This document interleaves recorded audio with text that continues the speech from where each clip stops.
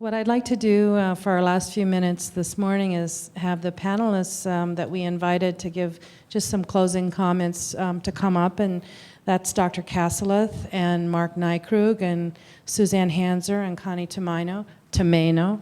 But I'd also like Adrian and Lisa to stay up here. And also joining us is Inan Barnatan, the incredible pianist. We all had the pleasure of hearing play Saturday night. Inan, that was a fantastic performance. Please join us.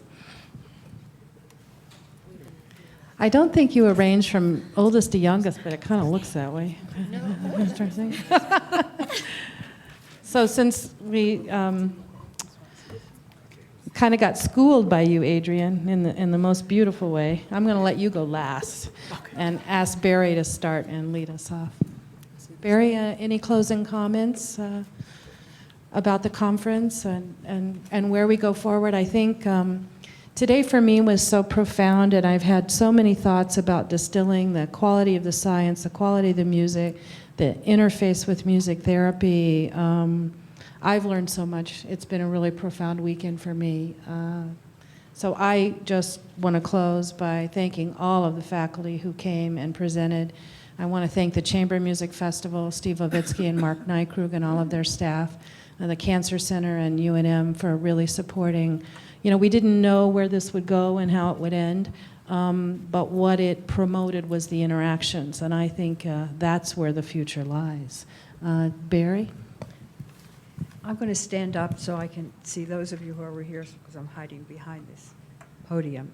You know, there were many people, as you've heard, who participated in putting this together, but Cheryl really has done most of the work, and she's done it brilliantly, I think, in terms of not only the organization, but the way things have flowed, I think, perfectly as they should have been, starting out with the basic science and moving to clinical applications and involving so many wonderful musical experiences.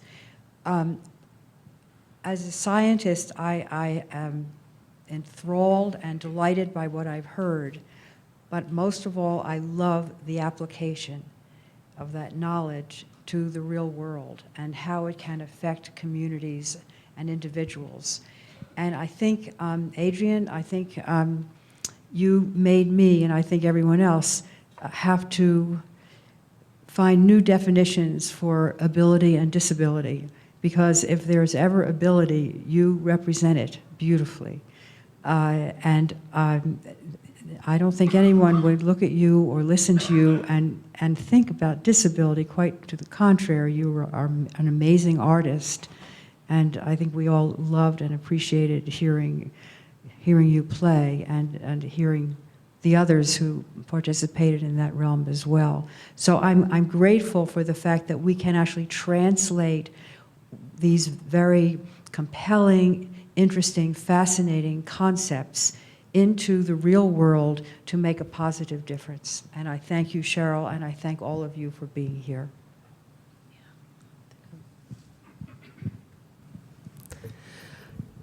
I want to not repeat exactly what Barry said, but absolutely, this has been a phenomenal experience. And Cheryl, thank you again, and Suzanne, and all of you who put this together.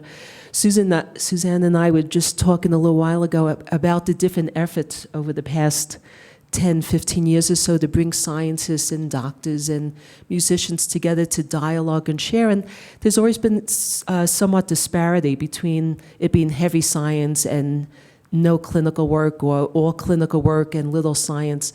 And this is the first time I think I have felt a real support of all the different disciplines, a real wanting to share and collegiality of professionals and people from the community are here to really learn and get to know each other and get to know the work without judgment per se, but with real wanting and eagerness to learn and understand and see how we can help each other further I think we want to break those barriers of how we can teach each other and learn our craft better through sharing and being open to these discussions, which I think is so crucial to really bringing us to this new level. I think there is going to be a different field that combines everything, where all of us can work together side by side to be healing communities. And I think that's the ultimate goal.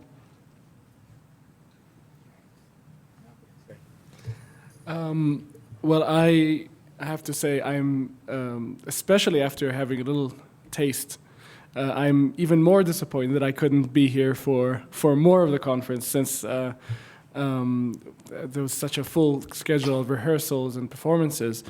But certain things have been coming back to me from and of course the audience has been coming, a lot of the audience has been coming to both, and it's been fascinating for me to also re-examine the roles of performance and listener, because I think as it is with the conference or with almost anything else, I mean, there's so many different types of listening, whether you're letting some music wash over you, or whether you are an active listener and you're trying to pick up snippets, like a foreign language. You pick up the words that you know, and you try and figure out what it means. Or an expert listener, or a performer, and we hear things very, very differently, I think, from non-performer listeners, and we constantly try and figure out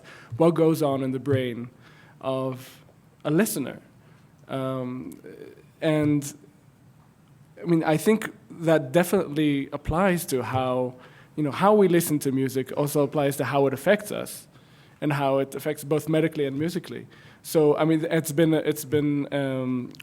the things that I've been hearing about what's been discussed here, and I'll definitely ask for more summaries and from some of you. But it's been a wonderful experience to have this as part of the music festival, and for us also to re-examine those relationships.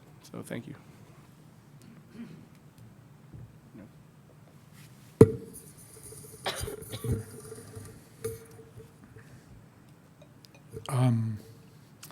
I need to thank a lot of people. First of all, the wonderful board of directors of the Santa Fe Chamber Music Festival, who indulged this extravagance in the middle of 43 concerts. Secondly, the first day I walked in and saw that this is actually what a symposium is. Just the tables, I was already scared. And realizing that they didn't come in by themselves and set themselves up, nor did everyone get here by themselves, and that there's simply an enormous amount of logistical work, which I assured the board they didn't need to worry about because we wouldn't do it, and we didn't, but certainly everyone at UNM did that. And of course, when Cheryl and I first started talking about this, I figured, she knows how to do a symposium, so she'll just do it. And it will be exactly as good as this, which it was. So thank you, Cheryl, for being Cheryl. And excuse me for being me when I am. I guess in retrospect, the one thing I really would love to change, and I'm not quite sure how we're going to do that, is, as Enon said today and Alan yesterday, there clearly cannot be the level of concerts going on without them rehearsing. And if they're rehearsing, they clearly cannot be here. And that, I'm going to have to figure that one out. Not quite sure yet, but there will be a way. For those of you who know how I organize this festival, or perhaps have seen at the hall, that next year's, not only every concert, every piece, every person is already done, but also the entire rehearsal schedule is done. You can perhaps imagine that I do have some thoughts about this and how it will reoccur, and I look forward to that.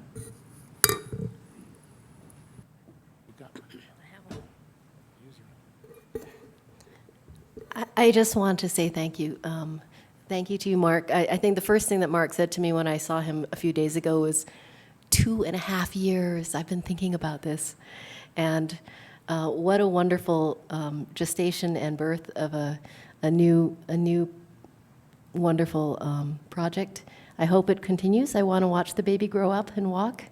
And thank you, Cheryl, for an amazing moderator. I mean, every single lecture, you never lost energy. You always kept focus. It was amazing, and just would find those nuggets of what was important in the sessions to move our thinking forward. And thank you very much for that. But I'm very honored to have been part of this, and thank all of the faculty, and actually thank all of the audience.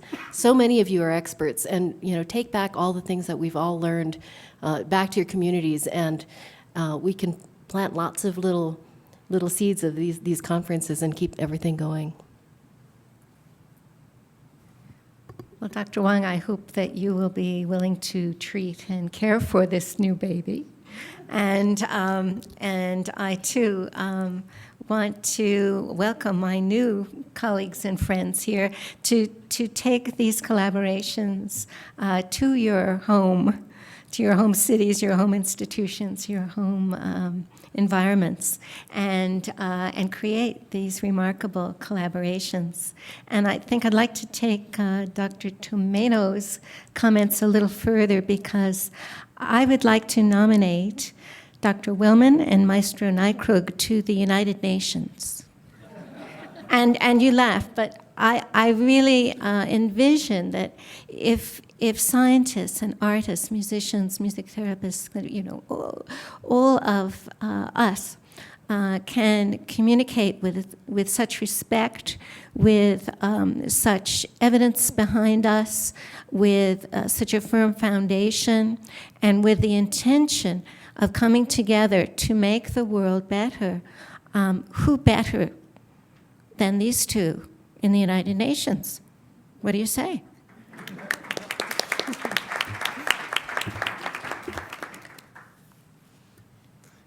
Yeah, my general comment is just wow.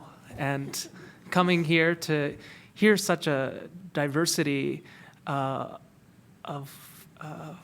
perspectives and how the work is done from a different field. Like, I just wanted to share you a very nice quote with Yo-Yo Ma that I took down a couple days ago.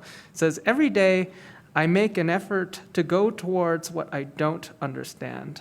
And I think that all of us came here in the spirit of not only trying to present our work in what we know, but also trying to go to places where we feel very uncomfortable. And there were times where all this neuroscience talk was well beyond me, but there were just some lovely nuggets that I'll take back with me for a long time, like the idea of a musician being acoustic motor athlete. I thought that was really cool, and thinking that we should put the arts back into the Olympics, for instance.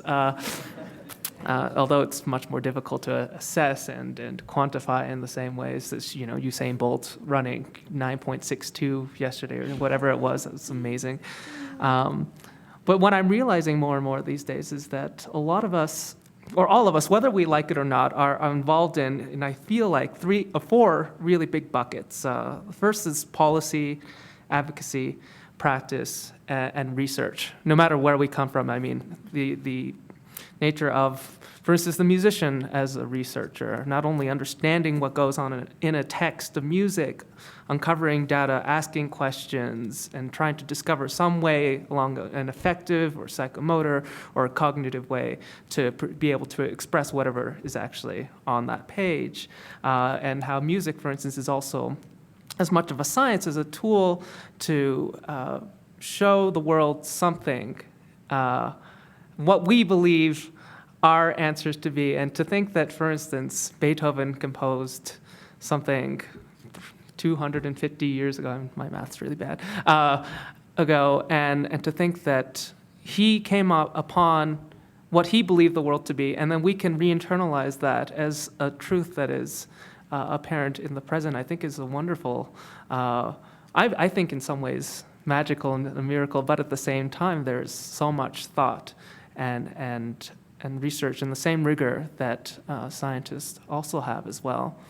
But I think that when we are trying to move our work forward, we have to keep all these buckets in mind. Research as advocacy, so that we can affect policy in special education, for instance, or music as advocacy, so that we can really, I mean, when it comes down to it, I always feel like, at least in terms of music and advocacy, it's the music and the art form itself when you actually play that proves why we do this and the work that we do. So thank you very much. Thank all of you, and thank all of you for being here. And I hope you have a wonderful exit from here, because I think we all feel in a really good place. So thank you so much.